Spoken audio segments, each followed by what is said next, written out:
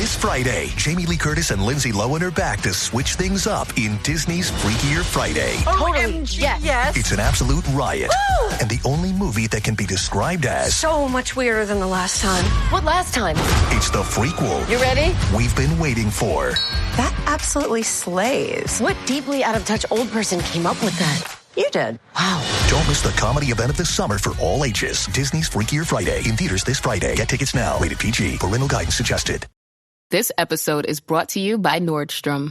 Summer's almost out and fall's calling. Luckily, Nordstrom has everything you need for the season ahead, all under $100. Discover new arrivals from your favorite brands like Mango, Princess Polly, Wave, Free People, BDG, and more. Whether you're planning a last-minute getaway, heading back to class, or refreshing your office looks, you'll find the latest trends and beauty must-haves without breaking your budget. It's easy, too, with free shipping, free returns, and in-store order pickup. Shop today, in stores, and at Nordstrom.com. This episode is brought to you by Espolón Tequila. Slow, sticky, snoozy. They call these the dog days of summer. But Espolón? They don't do boring. Welcome to the Marg Days. Espolón Tequila. 100% blue Weber agave, born to shake up your summer. Just add lime, agave, and a little attitude. Visit EspolónTequila.com. Espolón Tequila, 40% alcohol, volume 80 proof. Copyright 2025 Campari America, New York, New York. Drink responsibly. Pie in the Sky Media.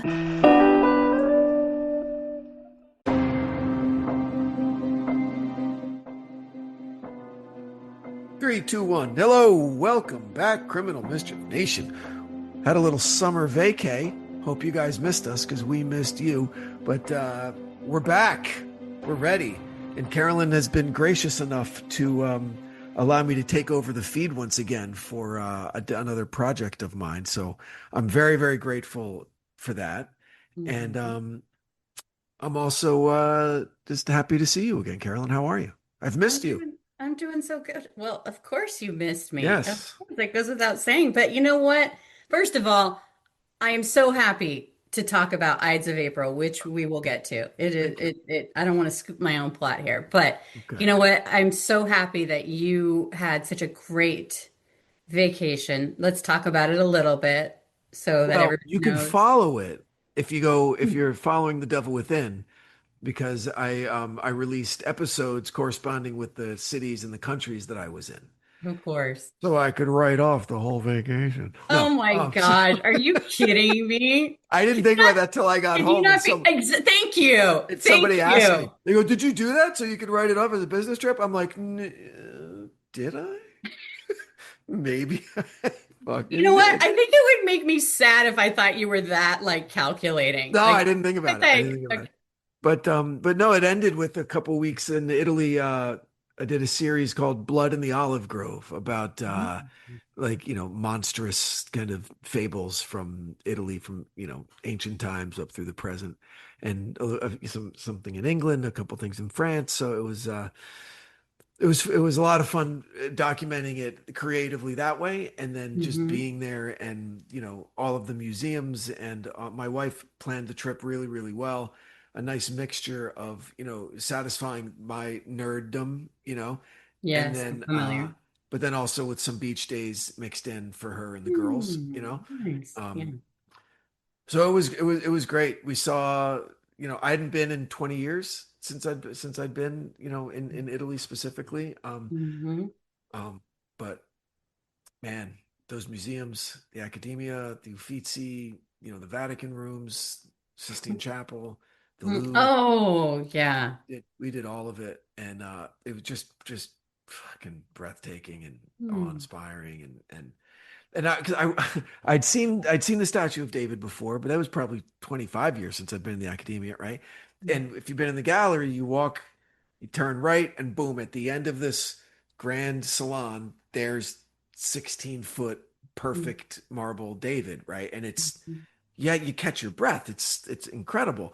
But when I was, 25, that's all I wanted to, I wanted to, it was like, check it off the list kind of thing. And you didn't realize that you're walking past arguably better artwork, right? There's 6 sculptures unfinished that Michelangelo was carving for the tomb of Pope Julius II when he died, but whatever. And so there's 6 unfinished male nudes, life size, that have been called the prisoners because they're still partially encased in the block of marble, right? Mm. Like you Google it when we're done, and there's a body of art critics that think he did that on purpose. That it's not that they were unfinished because he died, but that it was a statement that he was making about Mm. the human condition. Okay, Mm. um, and He was my daughter who's an artist and very, very, very talented. She was obsessed with Michelangelo. I still am. They Yeah. had she went to this school where they had these really cool feasts where all the kids got to pick their favorite historical person, and she was Michelangelo, and she had this like mustache and beard. I mean, it was just they Yeah. really got into it. It was like an Yeah. artistic school, so it was like that was like totally par for the course. And Michelangelo like wore clothes made of like dog hair, and like he has this whole backstory that you don't really associate when you think of Michelangelo because you think of David, and so I it doesn't surprise me. I guess he died a very wealthy man, but he lived like a complete pauper. Yeah. And so yeah, I could totally picture him making a political statement just based on watching my daughter kind of, I mean, she really got obsessed with Michelangelo. It was really fun. Yeah, well, I don't know if it was quite a political statement like Picasso's like Guernica, but it was more of a statement on one art critic wrote that if Michelangelo left them unfinished as an artistic statement, right? He Mhm. said it would be uh, a statement on the human condition that equals Hamlet in terms of its depth and in terms of its understanding of the human struggle. Okay, and so that just and to have that have 25 years of life experience under my belt from the last time to this time to really sit there in front of these pieces and just like be like, holy fuck. Well, and especially when you just completed Ides of April, talk about Right. human struggle, Oh, no right? shit. No shit. And then the other really cool thing that I didn't understand or Mm. have or know beforehand was that when Raphael was painting the Pope's apartments, okay, these frescoes, like the School of Athens is the real famous one, okay. While he was painting those frescoes, same time Michelangelo was doing the Sistine Chapel, like 50 yards away. Okay. And Raphael went over there one day and just popped in, like, hey, what are you doing? Oh, cool. Right. And Mm. and sees what the fuck he's doing Mm. and goes, holy shit, and is so inspired Mm. that he goes back to the School of Athens and paints Michelangelo into it. Like his face is the face of one of the figures in the School of Athens fresco. Yeah. Wow. When you see, He you're like, knew oh, what he was doing would stand the test of time. absolutely. He goes, I gotta honor this motherfucker. Like right here, you're gonna be there Oh, forever. Yeah, it was that's really, really cool. really cool. So just a bunch of shit like that was so great. And obviously in the Mona Lisa and the Winged Victory of Samothrace, like the big sculpture garden and everything, and Venus de Milo, like all the like it was great. It was amazing. And my daughters got really, really into it. The Italian teenage boys are a different breed than what we have here in the States. Okay. They are And- very confident and very forward and asking my 13-year-old to go out for drinks. I, oh I man. wanted to murder What people. was what is the drinking age there? Like 11, I don't know. It seems like it's, like whatever you feel like. I think legally it's It's like 16 maybe 18, or 18. 16? I think it's 16, maybe Italy, 18 in Oh France. my I don't. gosh. No, it's not Wow. more than 18 anywhere. Yeah, yeah, yeah, yeah. Yeah. That was, and like kids running across traffic and to talk to one and girls, like some kid gave my daughter flowers on the Spanish Steps. I'm like, what? And I'm looking at my wife and she's just proud mama going, that's right, girls. And I'm going, what the hell is wrong? No, no, they're children. Stop Oh. it. So what did you do? How did you comport yourself? I, What I, you know me. You think I I comported I, myself? I know that's what I'm No, saying. Like, I what did did not you what comport did you myself. I was do? What get the did hell you out of do? here. Get out of here. She's 15. And he goes, oh, hey, no, no, no, It, no, no, Bella, Bella, Bella. I'm like, take your Bella and get on the fucking, go down the block. Get out of here.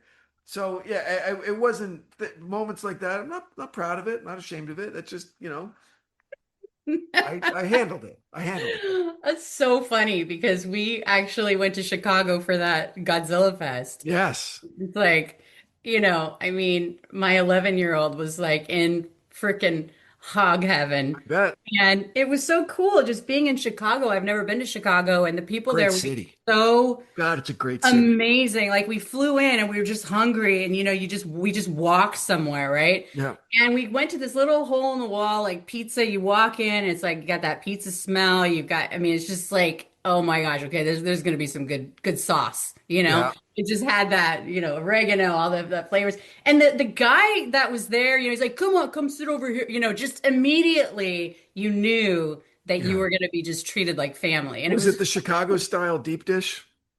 they didn't. No, it wasn't like that was their claim to fame. What their Okay. claim to fame was, they were a hole in the wall that everybody liked. And, they were just like really kind of family friendly. They saw us coming for some reason. They're like, Okay. oh, we knew you were. So it Good. was just like, we had so many great, I guess for me, whenever I travel, which is nothing compared to your traveling, but like I always love the little moments like that, where you have Yep. these little exchanges with people. You know what I mean? Yeah. You Human just moments. the, Yeah. the human moments, like, just those moments, and Did you see the so bean? the bean.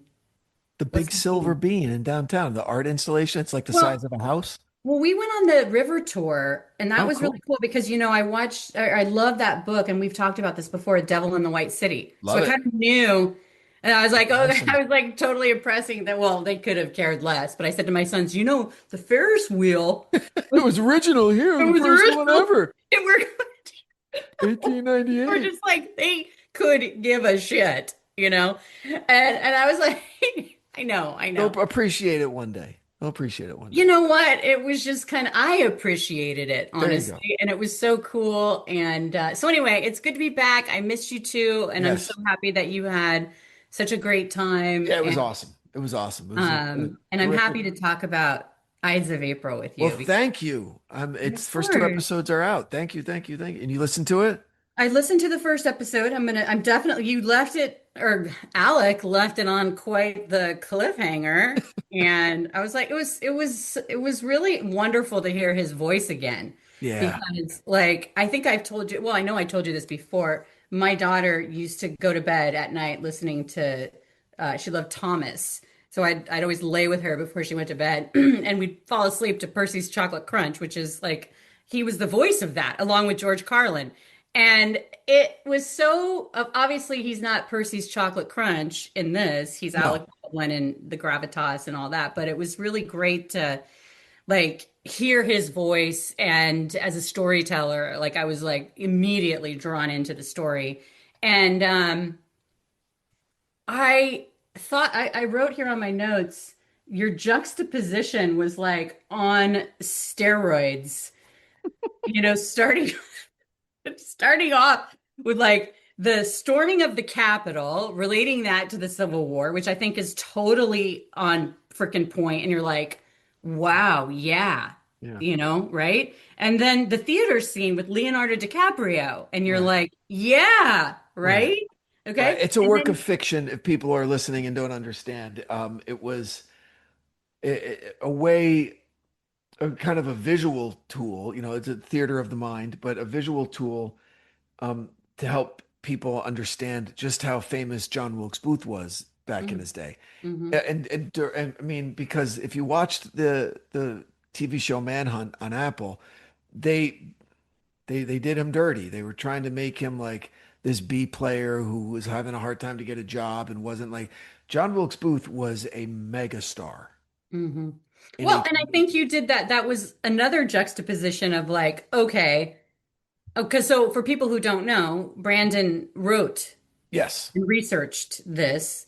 And so that's why I'm saying you, even though, of right. course, Alec voiced it, you were the writer and researcher behind this. But like, you were like, So basically, Leonardo DiCaprio is a B actor compared to, you're pulling out Daniel Day-Lewis as the brother and Right. Laurence Olivier as the father. And I think that that does I feel like your true crime chops were coming out in terms of like setting the stage Well, for yeah, this cult leader. this is the And greatest true crime story in U.S. history. If you're a right, true crime, if you like, yeah. but setting Mm. the villain who is this egomaniac who's trying to prove himself, and he's got all this fame, but it's not enough. He wants to be the artist, he wants to be well respected. Like you're really setting from the very beginning. I feel like I know who this guy is. And Yeah. I didn't know really that much about John Wilkes Booth, because as Alec had said, we've all heard the story, but this is not the story you probably heard, right? No, of course, and it's. I'm so lucky that Alec agreed to do it. I've worked with him before. Right around the time I met you for Shadow Girls, I was doing Art Fraud with Alec. This in 2021 or 2022. Mhm. And we got along really well. And I had mentioned this project to him a couple of years ago, and then finally the timing worked out. Um, and what's funny, and I don't mean this as a slight at all, but John Wilkes Booth, you'd recognize him today, Mhm. right? As a celebrity who thinks that his opinion is important because he's a celebrity in a different arena outside of politics. Mhm. Okay. Mhm. Not unlike a lot of celebrities today, including Alec Baldwin. Okay. Right. And I love Alec, and he and I align politically really, really well. Now, that doesn't mean that, and I think he does it in a way that is a little more humble and a little classier than a lot of other people, where he doesn't think because he's a celebrity that his opinion is more important. He knows that because he's a celebrity, he will reach more people with his opinion. Okay. Mm. So there's Mhm. a difference. There are some people who are like, I'm a celebrity, so you need to listen to me because I'm important. Right. And that's who Booth was. Booth was the dangerous version of that.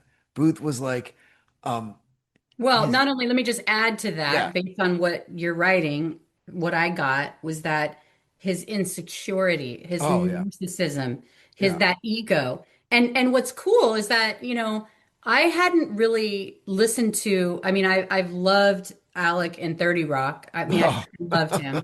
I mean, that's like one of my favorite yeah. He's so good. shows, right? So good. And The Hunt for Red October, so many others, Oh, Glengarry Glen Departed. Ross, like so many, okay? But what I'd never really heard a full-on interview with him, and just happened to about a month ago.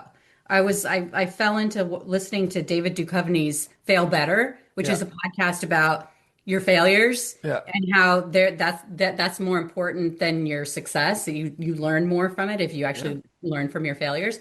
Anyway, so I listened to, I think Alec was his first guest. And so it was the first time I ever actually kind of listened to him for a long stretch and listened to his history and his feeling of responsibility for his siblings and his whole kind of story. Mhm. And so I think that, I don't know. I don't know where I'm going with this other than I think that you're right. I don't think based on this interview, not knowing him, but that it's not coming from an insecure place like Booth.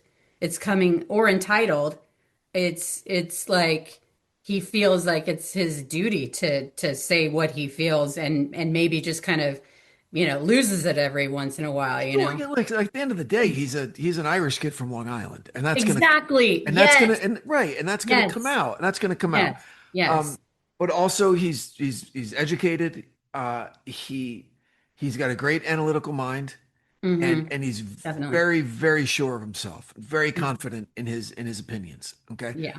Yeah. And he'll He also doesn't. smack you in the mouth if you steal a parking spot from him, right? Which, Hmm. okay, that's a little too much, but okay. But again, your juxtapositions. You Yeah. chose a person Yeah. to narrate this that has that too. I mean, that's Sure. a juxtaposition in and of itself, Sure, right? sure. So I felt. The big difference, right, Mhm, is that mhm. John Wilkes Booth was a guy with an ego that was so large that Yeah. he felt that he could succeed where the entire Confederate army failed. Right now, at the Home Depot, you'll find storage solutions made to fit your needs. Grab an HDX Tough Tilt to protect your tools. Or keep your sports equipment contained with reinforced snap-fit lids. Or stack up and make better use of your space with bins and totes built to last. Whatever you're storing, we've got the gear to keep it organized and protected at the Home Depot. How doers get more done. This podcast is brought to you by Carvana. Buying a car shouldn't eat up your week. That's why Carvana made it convenient. Car buying that fits around your life, not the other way around. You can get pre-qualified for an auto loan in just a couple of minutes and browse thousands of quality car options, all within your terms, all online, all on your schedule. Turn car buying into a few clicks and not a full week's endeavor. Finance and buy your car at your convenience on Carvana. Financing subject to credit approval. Additional terms and conditions may apply. Hey there, travelers. Kaylee Cuoco here. Sorry to interrupt your music, great artist BT Dubs, but wouldn't you rather be there to hear it live? With Priceline, you can get out of your dreams and into your dream concert. They've got millions of travel deals to get you to that festival, gig, rave, sound bath, or sonic experience you've been dreaming of. Download the Priceline app today, and you can save up to 60% off hotels and up to 50% off flights. So don't just dream about that trip. Book it with Priceline. Go to your happy price, Priceline. This episode is brought to you by Amazon Prime. From streaming to shopping, Prime helps you get more out of your passions. So whether you're a fan of true crime or prefer a nail-biting novel from time to time, with services like Prime Video, Amazon Music, and fast free delivery, Prime makes it easy to get more out of whatever you're into or getting into. Visit Amazon.com/Prime to learn more. Mm-hmm. Remember at Trump's first inaugural when he said, "I alone can fix it," right? And everyone went, "What the fuck is this guy talking? Holy shit!" Right? Mm-hmm. That's John Wilkes Booth. He thought he was the only person left on Earth that could save the Confederacy. A week after Lee's surrender, they had surrendered. It was over. He's like, "No, it's not over because I am still drawing breath and I can figure out a way." Because I'm fucking John Wilkes Booth. Because I was just voted the most handsome man in America. Because I'm a celebrity. Because chicks dig me. Because I live in the National fucking Hotel. And by all of this stuff, all right, he thought that granted him some kind of power, right, to be able to impose his will on America. I mean, and listen, I right think or wrong, that it's more like when you said cult leader. Oh, yeah. That's where my head went. My head didn't go to like, he's not doing this for the greater good. He's doing it for himself. He just has this whole cosmology of what he thinks is the reason that he's doing it. But like, to me, that's it's interesting. like, That's interesting. He wants the glory. He wants to do this thing. Like, I don't want to jump ahead, but like you set it up really well in such I couldn't believe it was only 30 minutes. I feel like a lot of ground was covered to get to the meat of this. Like, you know, it's 17 days. So it's kind of like, great, you're going to get right to it. Right to it. Not there, because there's so much history, you know, there's it was probably really difficult to get that down. Very difficult. 30 minutes. And that's going to piss some people off, you know, like, well, what about the 19 guys named John at the State Department that each had I'm like, we don't need all of those Johns. We don't need all of the 11 doctors. We have one doctor that we follow that stayed with Lincoln the whole time. We acknowledge that there were a lot of other physicians, okay, but we stay with one guy, and you'll see why when we get to that. You know, do we talk about every single person from Ford's Theater who gave a statement that night? No, we don't. We don't need every general order that Ulysses Grant gave that night, shutting down the city. No, we get it. Washington City went on lockdown. Okay, great. That's enough. But there are people. But I mean, that's what is so challenging about a project like this. I'm trying to give you a compliment here. Thank you. Okay. I know you can't take it. Yeah, it's hard, but okay. But I know, like, there's so much to choose from. How do you get it into? And I think that's what will be really great about this, is that you've done all the work. Yeah. You know, you've done all the work of like giving us just exactly what we need. You know What what? do we Yeah. need? To go back to make a Michelangelo reference, right? Like I had figured out, in my opinion, okay, Hmm. what Hmm. the most dynamic version of the story was, and a story that hadn't been told before. Yeah. Okay. Yeah. And chip away everything that isn't that story, right? Yes. Like what Yes. Michelangelo says is take away everything that isn't David from this block of I marble, know. right? And Just here's the thing that's so hard about an artist like Michelangelo to like totally beat this thing to death. It's like he would sit up, with the drawings. His neck was like yeah, twisted. It was sure. like, his, he'd like, I mean, he really had put his body through it to get these Absolutely. beautiful, Yeah. the works of art that he created. I mean, it's not easy to do No, you this. I mean, I'm suffer not for it. comparing you to No, Michelangelo. I'm just no, of saying course. No way, it's me either. so it's so hard to do that and to do it well. So I think that it's like, and that's what I'm actually most looking forward to. So for people who maybe aren't into huge historical Uh, podcasts, this is not that. Like no. you've done all the work to just make it like, okay, I'm really going to find out what happened during this period. And I know why it is relevant today. I kind of felt hopeful. I was Mm, like, yeah, like when you were talking about, how divided the country was and how and all the people 4 years of fighting, the equivalent of 7 million people dying within 4 years in today's numbers, like yeah. Yeah. that's huge, All Americans too, all within our and the fact borders. that coming and then I just loved how you said enormous risk always necessary for systemic change. Mhm. Like it's so scary for these and for these huge things, but it's so worth it, obviously, right? So I think that it can kind of give comfort in today's climate. Mm. You know what I mean? It's Like not as bad now as it was. You may think it's bad now, and it is, yeah, I and it know, is, but that but because we're not like it dealing was. with we're dealing with stuff that's totally different, but it's human beings. Yeah. Like I watched the Superman movie, which was so great. If anybody hasn't seen the Superman movie, go see it because it was so good. But they had these, I'm not giving away too much to say it, but they have these monkeys that are basically in this alternate reality that are doing the social media stuff of like, basically, getting people in their echo chambers so like we all hate each other, right? And, Mhm. and it was just like, so the point is that even though we are up against so much now with people trying to divide us, like you said, it was way worse back then. Yeah. And I didn't realize that Abraham Lincoln was the first president that was assassinated. Yep. I didn't realize that. Yep.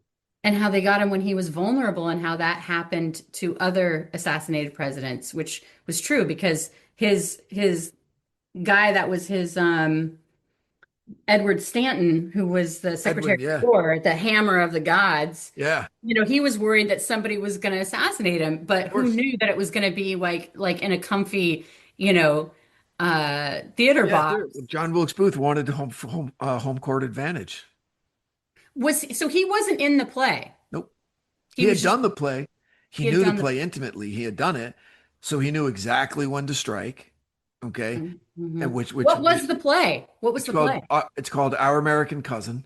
It's about like an English family that has the ugly American, the boorish American come visit, and it's a comedy. Mm, Comedy.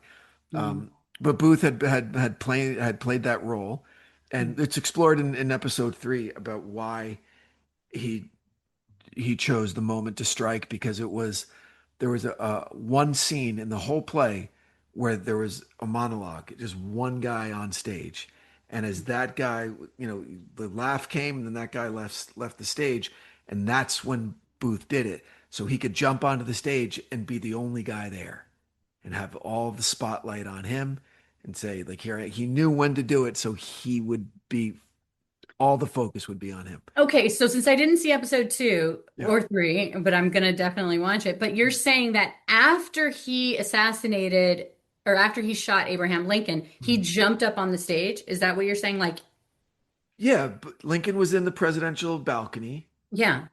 above stage right. Uh-huh. Okay. Yeah. Um, Booth shoots him, Wait, and he then shot him from the stage. no, he shot him in In the from in the in the right. in the balcony. He shot him from behind. Yeah. Okay. Okay. Then Okay. he jumped down onto the stage. Okay. And stood in the light Right. and said, "Sic semper tyrannis, thus always the tyrants," the Virginia state motto, and then Mm. ran off stage. And everyone was like, what is he do? Is this part of the show? They're looking in their program, like, what is this? Yeah. Right. And he so all he had going for him was the element of surprise. That's it. Mm-hmm. And it took almost 60 Well, seconds. and that's everything. That's all you need. That's all you need. Yeah. That's all you need. Yep. And then, I'm sure because he was and I'm sure you'll get into this, but because he was a famous, actor, yeah, come on in. Oh, they didn't even do that. They just said, "Welcome back, sir. Can I get you anything?" Right. It's like he owned Ford's Theater, right? Like it's like that was his second home. He could walk anywhere in that place without a second glance, Mm-hmm. And he had a horse waiting for him at the backstage door. And he was, before anyone even knew what the fuck was going on, he was out of the city in the woods of Maryland heading south, Well, I'm really excited to hear how he was like a cult leader because I didn't know that. We'll get into all of that. And so what's important to your point from earlier is that it's not like, and it could very well have been, and I would have been happy to do it. It could very well have been a dry history podcast because I'm a history nerd, right? But that's not what the story is. It's not like a slow, beautiful Ken Burns documentary, and I love Ken Burns. This is more of, because that's not the story. This was fast paced. It's a manhunt. Yeah. He's on the run. He's hiding in the woods. Edwin Stanton is freaking out in Washington City because he's in charge now. His best friend, Abraham Lincoln, was just murdered, and he goes way, way overboard, right? And sends the army after civilians, and who's going to help Booth along the way? It's like this reverse kind of Underground Railroad, right? This bastardized version of where just Confederate safe houses that would help him and spirit him away into Virginia. So it's fast paced. It's true, right? It's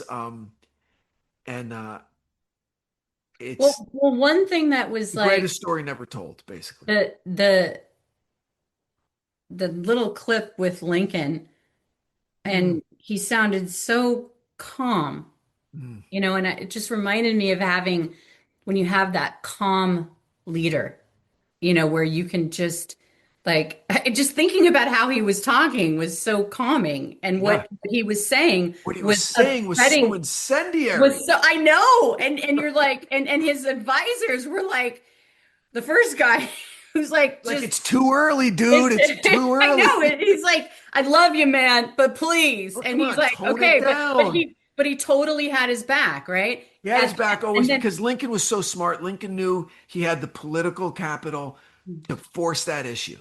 Because he had just won the fucking Civil War. He did it. I know, but that again, I kept going back. Enormous risk always is necessary for systemic change. I kept coming back to that throughout, writing that down, because that's so true with everything, and yet is so scary. And I know, and I think that's what will resonate with other people too, because we all have our little, or I'm going to say most of us have our little ideas of what we think of or know about Abraham Lincoln and this story. And I know, if I'm talking about Abraham Lincoln, I'll always bring up, because I think this is really cool, is that he had even though I think he was a Republican, but he had Democratic friends. It was like a reversal thing where it was like, well, we get it. We get into that in episode 4 and episode 5, where the political parties were almost exact opposites. Right. That's what I'm saying. Yeah. So a Republican would be a Democrat today. Correct. And a Democrat would be a Republican. Republicans were the progressives. Right. Exactly. Right. Yeah. So, but what always, I think, makes a good leader in anything, whether you're the president of the United States or, a mom to 5, right, is like, you need to hear different opinions and not just listen to the same thing from someone, and that's what he did. He had all these different advisors who disagreed with him. When, of course, they were his rivals. They wanted him dead. Okay? And he hired them.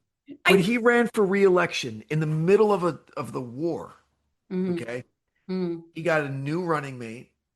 So the Republicans were the progressives, the party of big government, and we're going to help you do everything. The Democrats, especially the Southern Democrats, were they would have been MAGA of today, right? Mm-hmm. Absolute ultra conservatives. Okay. Yeah. He saw an end to the war, and he was fairly confident that the Union was going to win, that he was going to stay in office. Okay. So he chose Andrew Johnson as his running mate, a Southern Democrat. Mm-hmm. And he didn't run as a Republican, and Johnson didn't run as a Democrat. They formed a new party called the Union Party ticket. Mm-hmm. Okay. To let everyone know, hey, listen, I'm going to be everyone's president when we win, because we're all going to be Americans again. There are no more enemies within our borders. Like, that's it. Yeah. And that's what he ran on. And that's what he won on. You know, it was like incandescent fucking leadership that we were getting from this guy. I know. Okay. And just even with your, I don't want to say little podcast, but like your podcast was like, I was feeling like so comforted. I was like, you know, and then you know what's going to happen to him.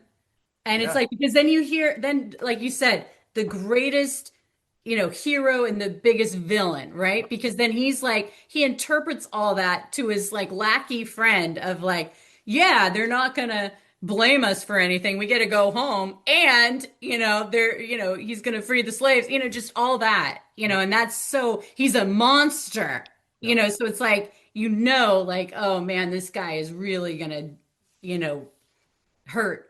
Yeah, but then you find out how it backfired. We made him Obi-Wan Kenobi. Remember when he said, strike me down, I'll become more powerful in death than you could ever imagine? Lincoln never would have become, as, you know, like the American God that he is, if he'd lived out his life, right? Yeah. Booth I know. Martyred him, and instantly it was like an apotheosis. He became deified, like right then, you know? So it was, yeah, I've loved this topic for a long time. The podcast is actually an extended version of a screenplay from a long time ago that I wrote like 15 years ago. So you know, we don't give up on our little treasures easily. No way. I was never giving up on this. Yeah. Never. So it's good. I'm happy with it. It's 8 episodes. It's out 2 episodes now, and then weekly from here on out. And then I'm going to continue it. I'll take over for Alec. I'm going to be doing weekly episodes on it. Okay. And then Alec will come back for another 8 episode season next year. Okay, Ides of April. Ides I of April. recommend it. 5 stars. Wherever you get your podcasts, I would appreciate the listen, everybody. Yeah. Well, you deserve a little love. So absolutely, good job, great job. Looking forward to listening to the rest. Well, and thank you. Next week we will have our regularly. Yes, back to regular programming next week. I can't wait. So thank you for listening, everybody. Again, please go to Ides of April, Apple Podcasts, Spotify, YouTube, wherever you get your podcasts. And I would appreciate follow and rate and review and all of that, because it really helps. Because it's a new show, it's a brand new feed. So we're really trying to build the audience. And there's a Instagram for it, Ides of April Pod on Instagram. So check that out also. All right. Okay. See you next week, Carolyn. All right. Bye. I'll talk to you this week. Okay. You nerd. Bye, everybody. Get out of here without being a freaking nerd. From Pie in the Sky Media, Criminal Mischief is an EVO production. Recorded live in the beautiful Pacific Northwest. We're produced by Brandon Morgan and myself. Music by Soundstripe. For EVO Creative, I'm Carolyn Osorio, your writer and host.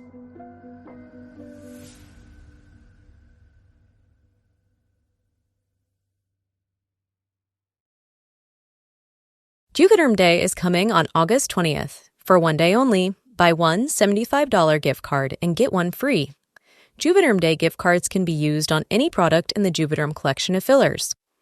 Don't miss out on this once-a-year chance to save. Join Allie now while supplies last. Skin Beef by Juvederm is excluded from this promotion. Terms and conditions apply.